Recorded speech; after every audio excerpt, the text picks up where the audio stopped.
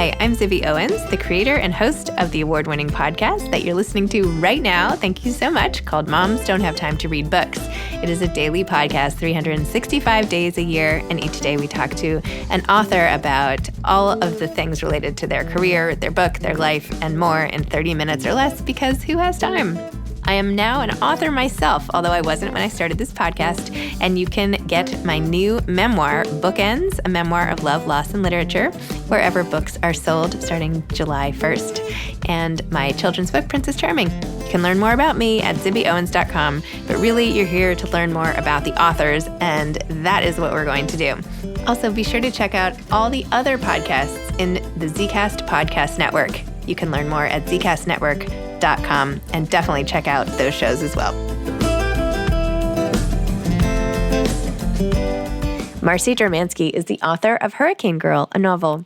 Marcy is the author of the critically acclaimed novels Very Nice, The Red Car, Bad Marie, and Twins. She has received fellowships from the MacDowell Colony and the Edward F. Albee Foundation. She lives with her daughter in Montclair, New Jersey, and she was formerly on this podcast for Very Nice, so you can go back and listen to that one as well.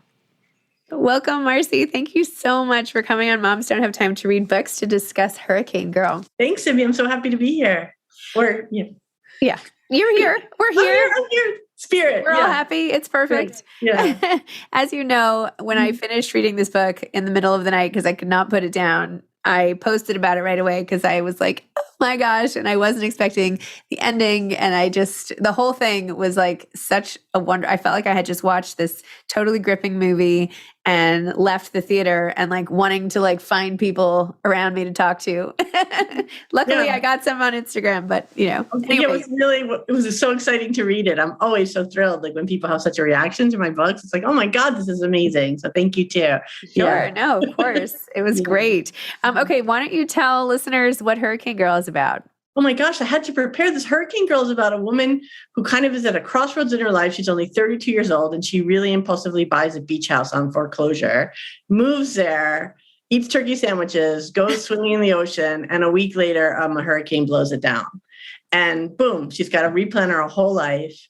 And from there, the problem I have to say about telling about this book is it's all spoilers. Like the next thing that happens to her, it's supposed to be shocking. But she does fall in love with a man, and we don't know if it's because she loves him or because he's a swimming pool. There's lots of little quirky elements that I just like loaded this book with because I was just having fun while I was writing, like pools and cats and turkey sandwiches. So yeah. So your last book, Very Nice, was one of the coolest covers in that it looked just like a swimming pool. And I still have my Very Nice hat, which I wear. Oh, that's awesome. I wear it sometimes still. Right? It's so cool. Yeah. So, and this, of course, I was kind of like chuckling to myself. I'm like, okay, we're back at a pool again here. Like, I know. So you must tell me about how much you love pools, why pools are an important thing, or why you like to write about them so much.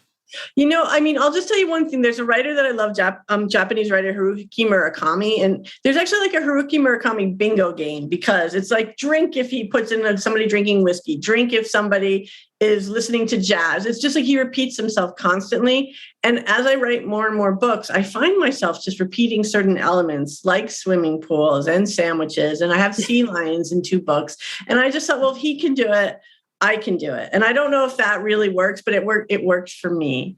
And I think about swimming pools and swimming. I went swimming yesterday, which was like the last official day of summer in the East Coast. There's something to me about being underwater and being weightless and just how good it makes me feel. And so I've just started putting it into my books. And sometimes I feel like when I meet other swimmers that they're kindred spirits for me. And not everybody likes to swim. So I have to start being more respectful of people who don't. But it's just like if you want like an instant happiness pill, I feel like going underwater. So if I have to take a shower or a bath, like that can even suffice. But pools are just so pretty, I feel like, and they're just so different and interesting. So I have real pool envy. I compare them. It's a thing. I do agree. And in fact, I tell my kids this sometimes, like when they're inconsolable or something's happening to one of my teenagers or whatever, I'm like, taking a shower will change your mood faster than anything else. I mean, reading also, I think picking up a good book, if you are the type who can like throw yourself in and like get immersed immediately, which I like, which I am, which is great. But but a shower is just like fresh start, like something resets. So elemental, right? I don't know.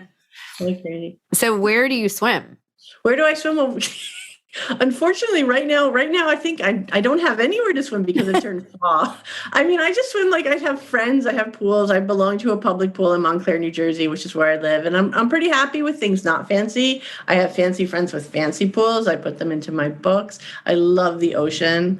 And I used to belong to the YMCA. And right now, just with COVID and just I really prefer to swim outdoors anyway. I kind of take a break between the fall and the winter. And then I have a friend in spring who lets me swim in her backyard pool. So I'm hooked up for next year. Yeah. Did you like to swim as a girl too? Like, is this a lifelong passion or did you? I think it is a lifelong passion, but I was a lifeguard in high school. And that's really what started me with like laps and like just really loving it was getting that job. And until then I was actually the kid and I always used to look at adults and think, wow, they're so boring. They just go back and forth. I was really disdainful of them. But then once I started swimming laps, and I think that wasn't my temperament as a kid, but I've always swam. I had a pool in my backyard growing up. It's always just been part of my existence. And my daughter right now is taking a swim class. I'm trying to put her on the lifeguard track. I'm like, you're going to want a job one day. Yeah. I was in Montclair, New Jersey last year for the Montclair Literary Festival. Oh, right. You were in the morning and I didn't get to come see you. And no, I'm not trying to shame you or anything. You did not have to. Sorry. But it's a nice little community, I feel. It is. It's really nice. It was like pouring rain, which it also is today, coincidentally. But that's my memory of Montclair, New Jersey. I know. It was so unfortunate because it's like such a nice outdoor festival and tents. And Next time. Okay. So tell me about what happened after Very Nice came out and this book. When did you was this book in the works when that was coming out already, or when did you start this? It feels like it's one, like you sat down and just did it. Do you know, but I'm sure that is not true. No, that's not true at all. Part of my process, I hate my process as a writer. And maybe you're doing so many projects right now, is I'm almost always, unfortunately, I have to finish a book, and not only finish a book, but the book comes out. And then I don't start a new book. Like I want to be a writer that's always writing. And I'm not. I'm always writing when I'm working on a novel. And when I'm not working on a novel, I'm just really unhappy because I'm not working on a novel. So, and I know like I should learn from that. But right now, by the way, I've been writing this whole past year, but nothing has clicked. Like I feel like a novel, at least, it's such important material. It's like over a year of your life, just the first draft, or it doesn't have to be. Kevin Wilson writes books fast. But it takes a lot of time. And so I started working on a book I didn't like. And so I just put that aside. And so it's just coincidental, I think, about how Hurricane Girl feels like an extension of Very Nice. And it's nice how that happened. What some people have said to me is that Hurricane Girl seems a little bit more like some of my previous books, like it's being compared to like The Red Car or to Bad Marie. And I think it's as simple as that's because it's a female narrator and it's just one voice. And Very Nice was a really fun book for me to write because it had 5 different points of view and they actually had some male points of view. And I tend to write a lot more about women. And so that was almost like going back to what I'm known for, but I don't plan things when I write. Nothing's planned, so that these elements overlap is just not surprising, but also not planned. So tell me what a day or a year looks like when you're working on a book that's not working. Like, what does that work day look like for you? Or it's the same as a book that is working, I guess, right? It's the same process. I mean, like yesterday, by the way, I'm just segueing. I went to the beach. And here's one of the things I love about working for myself is that like things aren't working for me creatively right now. So I'm like, well, instead of struggling, I'm just going to take a day off and I'm going to really enjoy myself. And I love that about my life, my lifestyle, and having that flexibility. But in general, I've kind of always made it so that my daughter, has school hours and her school hours are my working hours, which is pretty tight because, like we're saying like 8 to 3:30 if you want to also like buy groceries and do all the other things that working parents do. It's a lot, but I tend to like to write first thing in the morning. So on a good day when I'm really going, which is going to start, my good days are going to start in 3 days. I just made that up. I get her off to school. I make a second pot of coffee. I make coffee when she wakes up. Then I make coffee again. I love to write first thing in the day because then like by 11 o'clock, 12 o'clock, you're virtuous. It's just like, oh my God, I've written. I'm happy when I'm writing and I'm happy when I have written. Like, I feel like it's a really enjoyable place to be. Like, I love writing. Like, I love making things up. But if I do that early in the day, then I don't have to worry all day long that I haven't written. And so that's my preferred way to be. Interesting. Yeah. I tried, I went to dinner with a few women authors, and I was at the Toronto Film Festival, and they really sold me hard on this idea of waking up and sort of in your still dream life, half awake state, like getting going then. And so the next morning I was like, all right, fine. Why don't I just try this? Yeah. How did it go? I was in a hotel room with my husband. I was like, well, I don't want to wake him up. So let me try to do this in the dark. And I like take my computer and I try to open it up and I accidentally knock over the glass that like the hotel's put there. Next thing you know, there's like shattering glass everywhere. Of course, he's like, what's going on? And I'm like, I'm trying to write. I don't know. I heard this might be helpful, which it wasn't. And I was like, I personally need to wake up a little more first. I need coffee and time before I can do anything. Broken glass is just the worst, by the way, because it is. It's like impossible to get rid of. And I've cut my foot so many times on broken glass that I've broken. But even like, I think it's just like, you have to live alone, I think, to have that be your writing method, because what are you going to do with your kids? You have to wake up before they go to school, right? Well, that's what they were saying. They said, wake up like at 5. And my kids actually forget that. No. I don't mind the early wake ups. I do already wake up early, but it was something like, but it's usually with them. And I don't know. Yeah. Anyway, I guess at 5, I'm dead by 3 o'clock in the afternoon. So it's just, but I'm glad it works for them. Yeah, I'm glad it works for them. Sure. Yeah, I don't know. I'm always willing to try. Yeah, sure. Try something. You tried it hard. Like you failed in a good way. It like made it really I did. Yeah. They were like, try again when you're not at a hotel. And I was like, okay, fine. But no, I don't know. No, I give you my permission. But I'll find something better, maybe. Yeah. I like this. I have to say, since I've been trying to write this novel that I'm doing that's due in March, I have gotten so much other stuff done in procrastination. Okay, I have never been so efficient. Like I've ordered all my holiday cards, holiday gifts. Oh, great. Yeah. I've cleaned out, to not do that, I've started companies. So I don't know. Yeah, you just started a magazine. I was just dumbfounded. I was like, how did you do that? Like, cause I know. Yeah.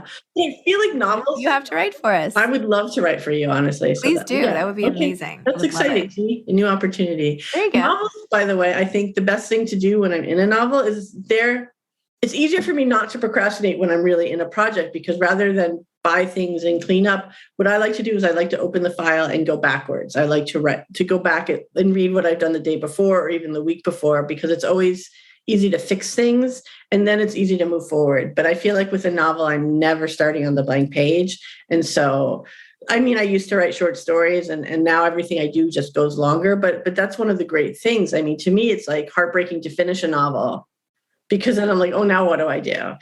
So I love novel writing. So maybe I'm giving you advice you didn't ask for, but you're in like the best place. It's really fun to write, and it's really fun to hear characters talk to you, and like you're in something, so you don't have to start from complete scratch. It's pretty good.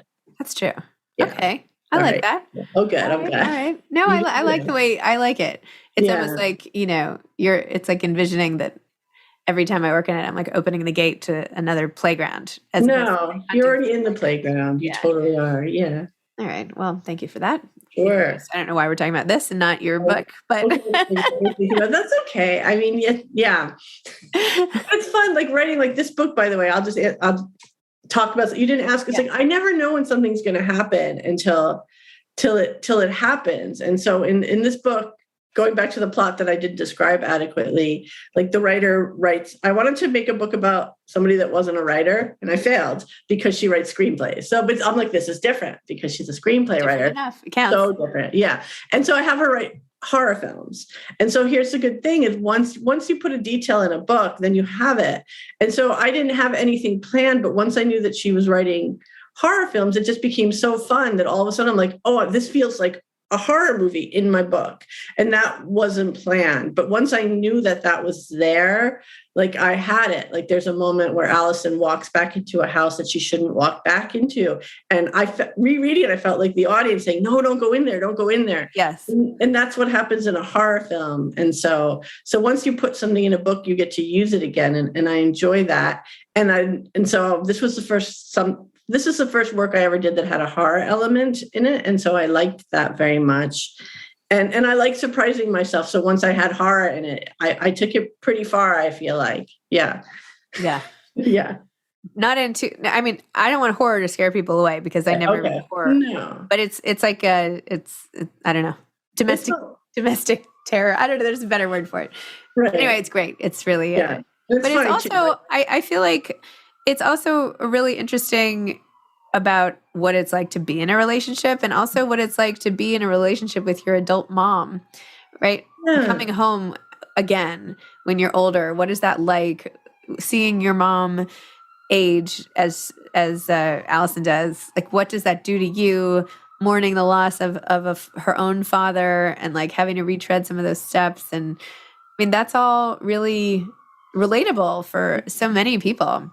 Yeah, this book has a really quiet middle to it that gets talked about less. But what surprised me again about writing this and is that quiet middle, there's just so many small little autobiographical elements that I laced through the book. I just sort of did, and you don't plan it. And I went back to New Jersey. I used to deny my New Jerseyness for a long time. And now I actually live in New Jersey. And I thought after college, I moved to San Francisco. I thought I would never be back here, but I don't regret it. So, I mean, I put a scene in this book, the dad in the hospital room. I put him in the hospital room that he really was once in. Aww. And so when you look out the window and she sees her elementary school, I mean, that's real. And I think that's like one of the joys of writing, though, I think, is just taking all these little things and you don't even know what's floating in your brain and suddenly you put it on the page. And so I think it made the book more meaningful for me, just using so many real things, but having it be fiction. I don't ever want to write a memoir because I don't want to expose myself, where at the same time I expose myself like crazy, but you don't know what's real and what's not real. You just know that Marcy likes to swim. True. So yeah. It is a layer of protection in there. How long ago did your dad pass away? About 5 years ago. Oh, yeah. Thanks. Sorry. That's okay. Yeah. And it was this sort of a depiction of your mom after the fact? A little bit. And they're like little things like her drinking gin and tonics because her dad liked gin and tonics, like all true. You know what I mean? And I feel like with writing, like if I had changed that to a different drink or to vodka, it's funny how attached you get to details as a writer. Like if you change it and it's not real, suddenly the book doesn't feel as strong, but nobody else knows. So I don't know why. Huh. But I always think of writing like when people think about who you're writing for. I once went to an Elizabeth Gilbert reading, and she once spoke about how she always was writing for like a particular friend. Like she was writing one book for Darcy. It always stuck with me. Like Eat, Pray, Love was written for another writer, but I'm always writing for myself. It's so weird. Like if I'm pleasing myself, then I know I'm doing a good job. And then I find it so strange that I can publish books because I don't feel like I'm like a great audience for selling things, but that's kind of who I'm writing for. Like I really have to entertain myself while I'm working. And if that feels true, if I'm not forcing things, then it comes out well. Yeah. Interesting. Yeah. I also really like how she views her older brother and his wife and their kid and how it feels to be the person who's not the one with the kid. I actually was the first in my family to have a kid. So I probably just like, my brother might have something to say about how self-centered I was and like, my schedule and my kids and how you get that very sort of myopic look when you have a child that you're dealing with and then everything else. But anyway. And then one of my favorite lines in the book is really because she can't remember the name of her brother's kid. And see, that's fun. Like I knew sometimes when you write, you're like, oh, I know that's funny. Like I know I had a moment where these two people kiss over a baby and they call the baby the wrong name, where like that to me felt like magic. And so that's why writing is so great, because you can create these moments. And so she's like, where's Phoebe? And he's like, who? She's like, never mind. Yeah, that was a big mistake. So. Oh my gosh.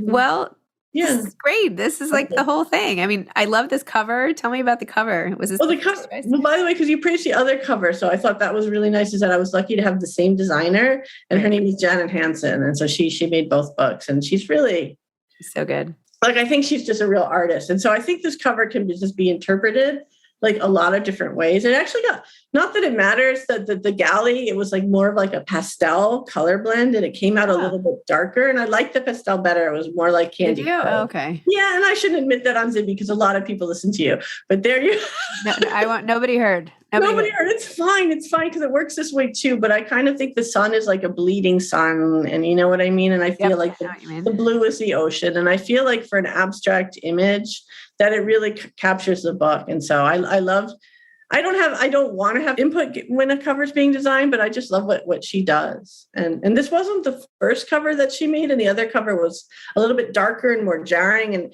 as an author, by the way, it's really, really scary to say, oh, well, this cover doesn't work for me. And so and she just came back with a completely brand new image. And so I was really grateful to like my publisher and for her and just seeing what she could do. But awesome. I think it sort of stands out. It's not like other covers. It's true. Yeah. And this is like the shape of a pool. Oh, you see, that's so interesting. It totally is. And I never thought of that. Oh. Never. Yeah. Well, I don't know. We'll see if she meant to do that or not. She probably did. I have no idea. She lives in Montclair, by the way, but we don't run into each other. What? Oh my gosh. Yeah, I know. There's so many people in Montclair in the literary scene. So that's why if you're going to pick a town in New Jersey, to anybody who's listening, Montclair, the head of Knopf, that Regan Arthur lives in Montclair. So many agents, so many other writers. I'm going to go see Jillian Medoff read tonight at Watson Booksellers. And so, it's a good place. Okay. Well, good to know. Right. Watch. If real estate prices shoot up after this podcast. Then there you have it. Yeah. We're really making waves here. Oh, good. Yeah. I bought a house here last summer, so I'm pretty rooted. And that was I think I must be interested in houses. Like my main character lost her house and I got a house. And my house, I think I moved into this house and Ida came a week later. It wasn't even a hurricane, but it was a storm. But so many houses in my neighborhood, all the basements got flooded. Mine did not. So I was like, I did good. So I feel it. Well, I feel like your whole book is sort of an exploration of home. Like, what does it mean to be home? Right. Yeah. I'll leave you with that deep thought. It's so simple. Yeah. I think you're right. Her house blows away. She has to go home. Now she's living somewhere else. Like, how do you find that sense of place and home when you're, I don't know, searching for identity? Right. I don't know. Anyway. Okay. Well done. I'll stop my armchair analysis. Yeah. Marcy, thank you so much. I can't wait for your next book and for sure your essay for us. So make that your short-term assignment. Okay. I love having an assignment. Thank you so much. I'm serious about that. Okay. All right. Okay. All right. Bye. Thanks for listening to this episode of Moms Don't Have Time to Read Books. Don't forget to follow me on Instagram at Zibby Owens and at Moms Don't Have Time to Read Books. Also sign up for my newsletter at zibbyowens.com and sign up for my virtual book club and meet lots of authors on Zoom every other week. Thanks so much to Steve and Ryan at Texture Sound for the sound editing. And thank you to Morning Moon Productions for providing this fantastic intro and outro music.